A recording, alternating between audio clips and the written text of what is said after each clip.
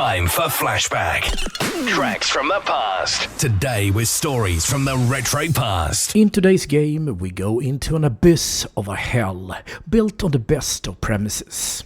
The soul of the most important philosopher of the 20th century hovers over a bastion of freedom that is just now a battleground of a dead paradise. As we run between crazed citizens that once believed in the dream they were promised, we must face the question of what freedom really means. Who is free, and who must follow orders? Would you kindly listen to today's story about the game Bioshock, released in 2017. Today's first song is Tuna and CS127, and the song is called Constellation.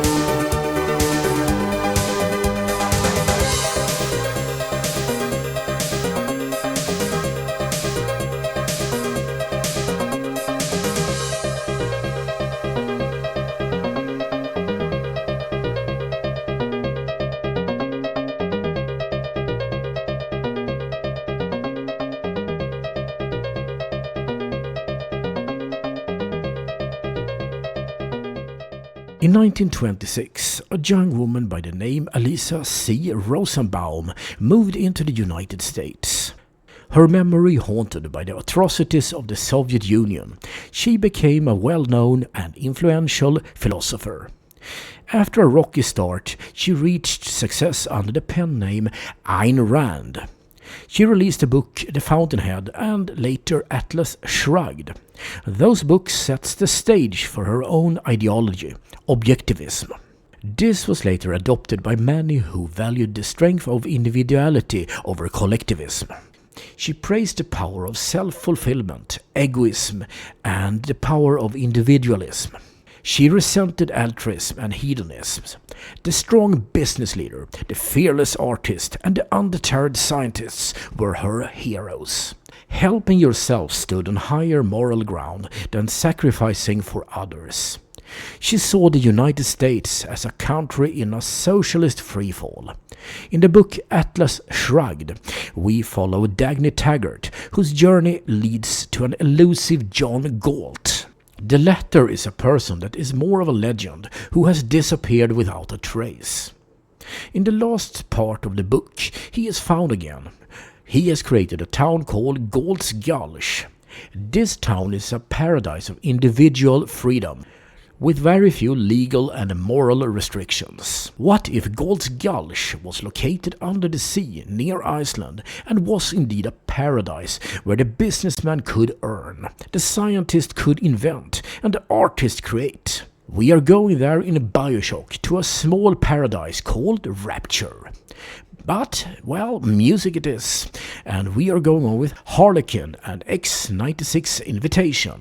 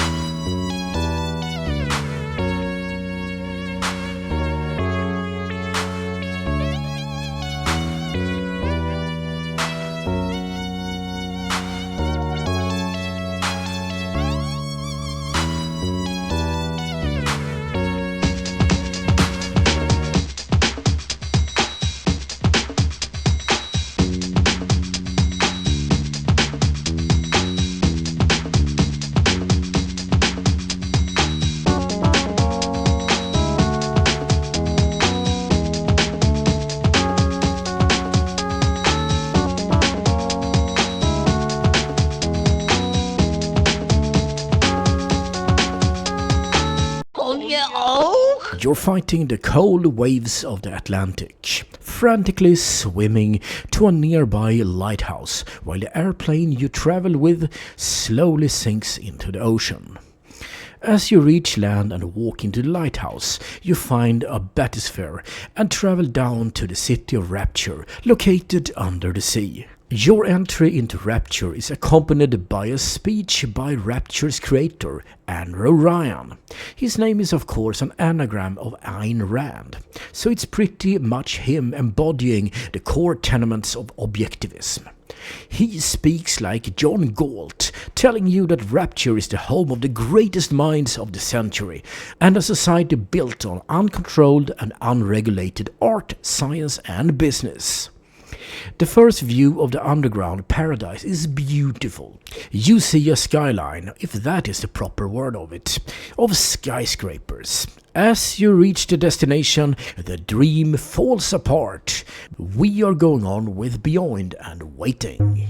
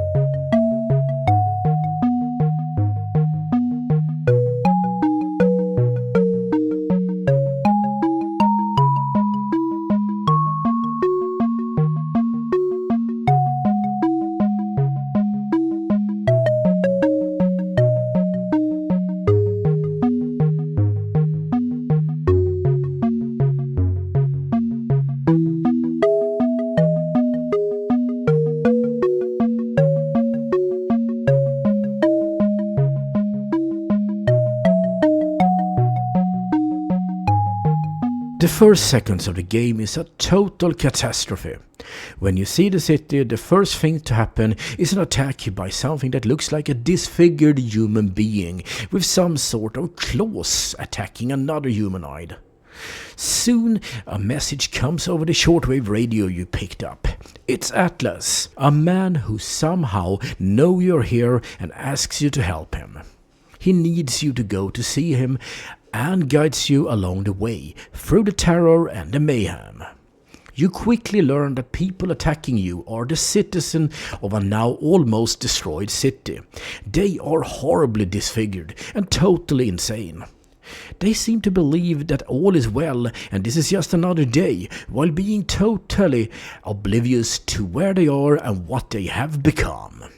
Something new, here is new artist called Candy Cat and Title Old.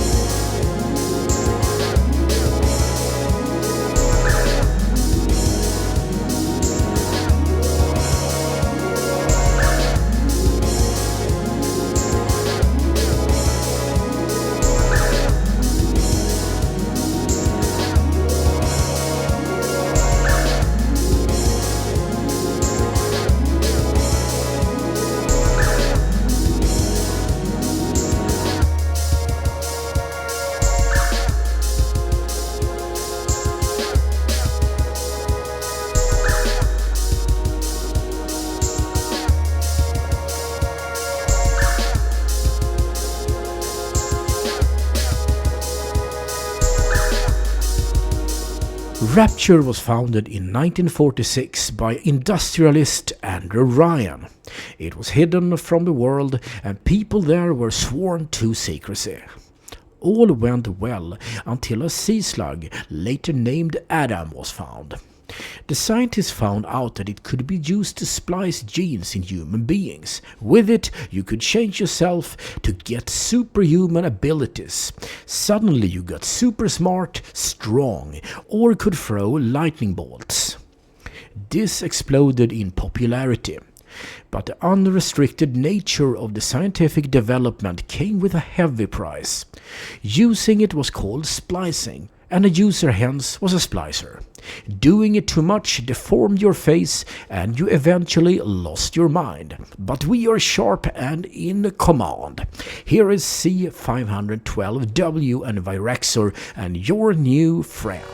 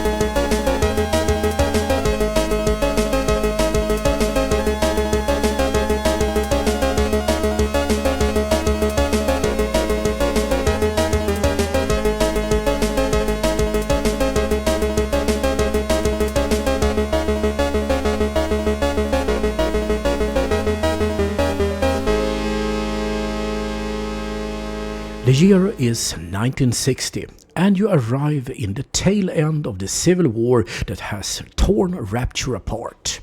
Splicers attack each other to get the precious atom. It's always in short supply, so you have to extract it from the belly of a dead splicer. And then there are the Little Sisters. They are mind-controlled little girls that can generate Adam in their bellies. This is a much sought-after commodity. Each Little Sister is guarded by a Big Daddy, a man trapped in an armored diving suit with a huge drill that they attack you with. It is safe to be near them or their little girl protege. But attack you must, otherwise you will not have enough Adam to use for your own purposes. The Big Daddies can be hard to take down, but once you do, you are presented with a moral dilemma. So what do you do with the little girls? You can free them and get a small dose of Adam, or you could kill them and get a lot of Adam. Saving all, killing some, or killing all will change the ending of the game. Music time, and it's a Revobolt and Paula's percussion.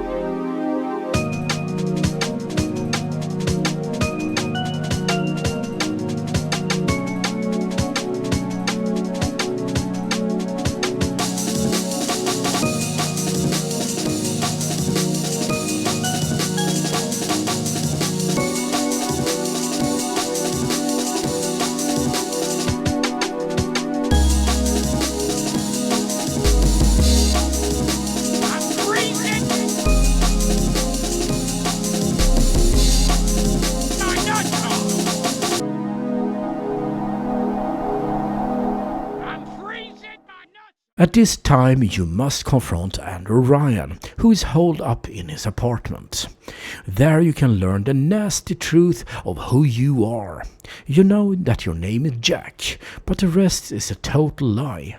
You learn that you were bred outside Rapture with Ryan's DNA, and that was in order to be able to sneak through all the lockdowns that only allow relatives of Mr. Ryan to pass. And another scaring experience is when you learn that you have been brainwashed into obeying orders starting with "Would you kindly?" Andrew Ryan mocks you for being little more than a slave with his infamous "A man chooses and a slave obeys" line. He has given up on his failed dreams and orders you to kill him, and you cannot resist the urge and end him with his own golf club. But we have to end the whole thing. But we have to end this part of the discussion by playing a brand new song. It's Icage and Brighter Days.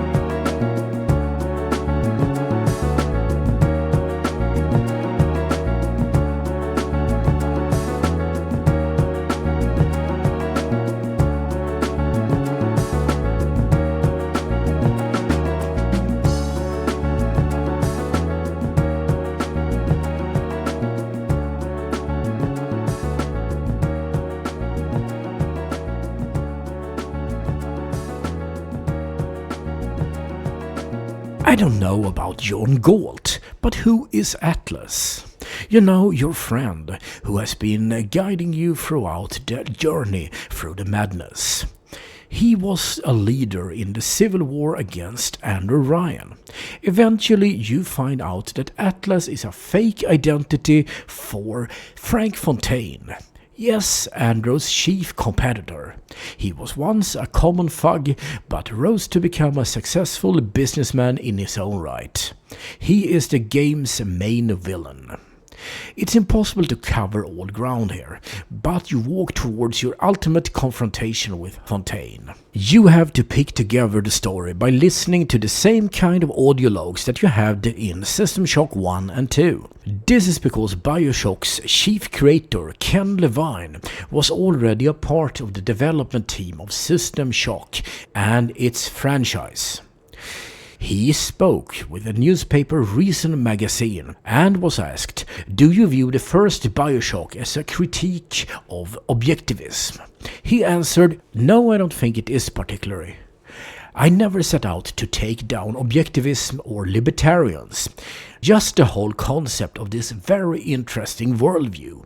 Can you make a better world if you really focus on yourself and improving yourself?" Well, we are improving your listening experience with the next song. It's Sisfins and Mookie Tunes number 6.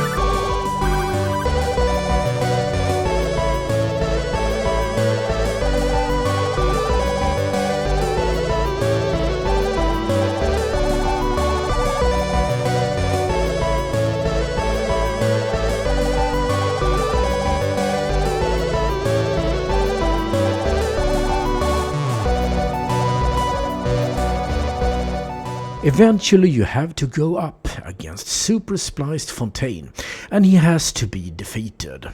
If you spare the girls, they come around to help you, draining Fontaine's powers. If you kill them, you are probably better equipped to deal with them. When he goes down, you get 1 out of 3 endings. If you save all girls, you see them grow up, and when you die, they sit by your side, by your deathbed. This is the good ending. If you saved some, but not all, you get the ending where you see the splicers take over a nuclear submarine. God! Rapture as a nuclear superpower. If you kill them all, you get the same ending as the last one, but with harsher narration. And we shouldn't be harsh, we should be nice and play some more music, going on with Blue Orion and Taira.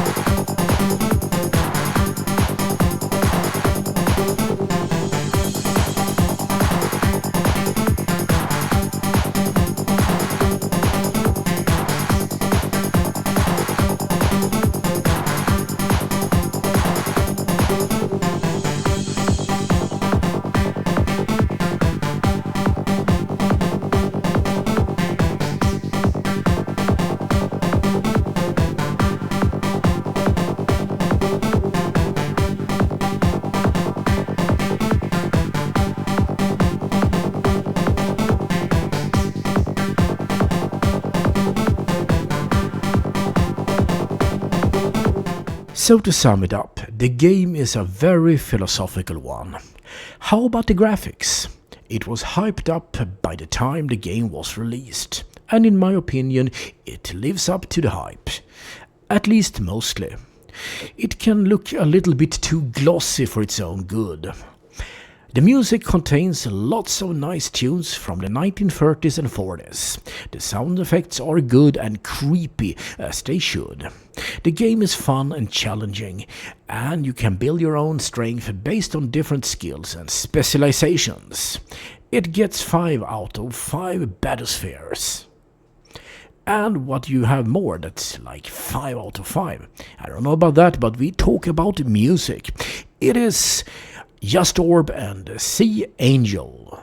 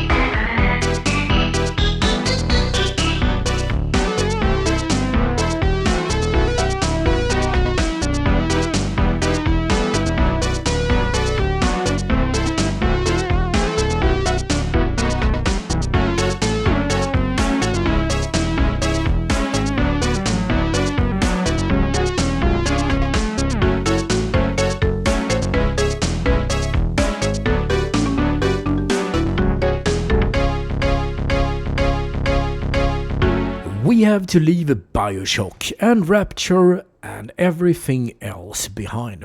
We have a lot of nice music, and it's from 2026, a lot of the tunes. Here is a medley with Beyond, Only Him, and it's his beginner's music, What Happened to My Life and My Life. Go ahead.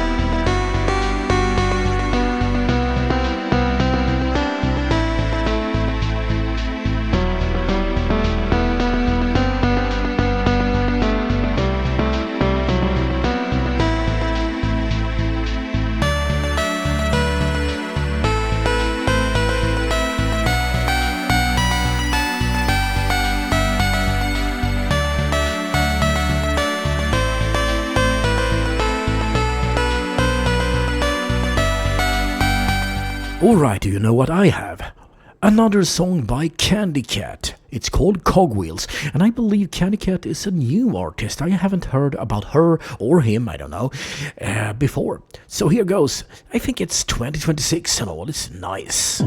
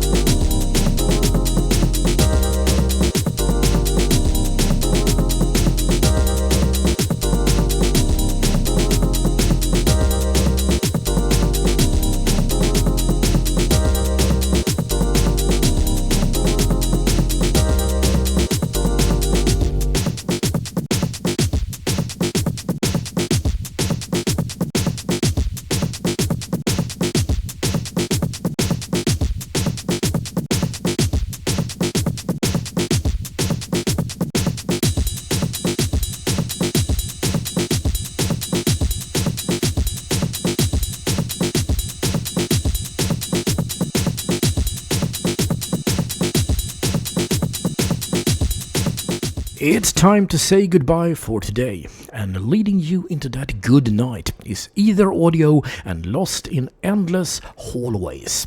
See you in a week. This is Flashback, Tracks from the Past. I'm DJ Daemon, and here goes the outro.